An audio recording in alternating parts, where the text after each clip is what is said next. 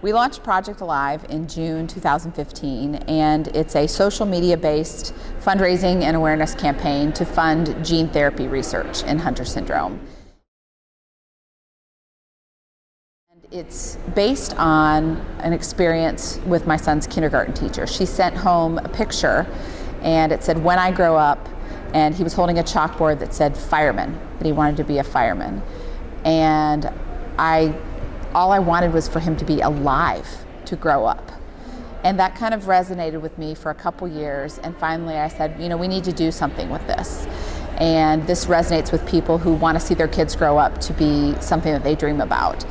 So we connected with a filmmaker and filmed a 2-minute video featuring kids with Hunter syndrome and kids from my community in Thompson Station, Tennessee, telling what they wanted to be when they grew up. And they want to be things like a basketball player or an actress or a businessman or a radio host.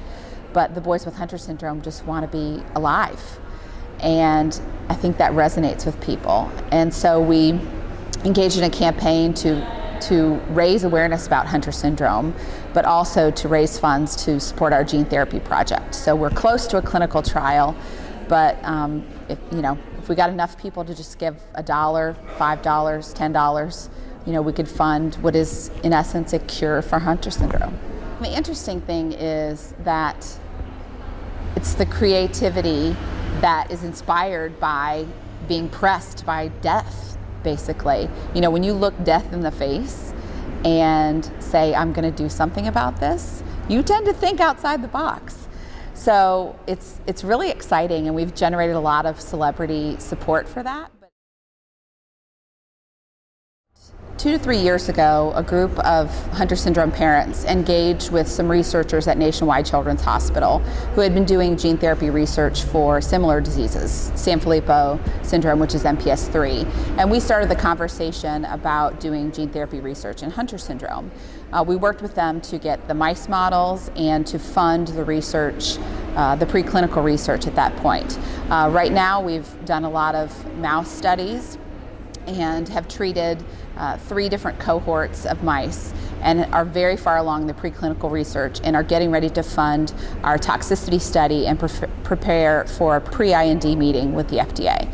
So that's the funding point that we're at, and you really vault yourself into needing a significant amount of funds at that point. So that's what prompted Project Alive. But we're hoping to have a meeting with the FDA in the early part of 2016.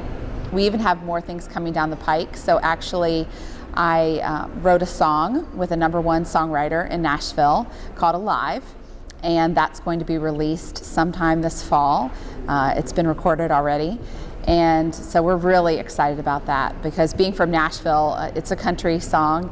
That's an exciting thing, and we're hoping to get radio airplay. And it's really, when you hear it, it's applicable really to all childhood rare diseases, because we watch them and want them to grow up, and it's not singular to Hunter syndrome.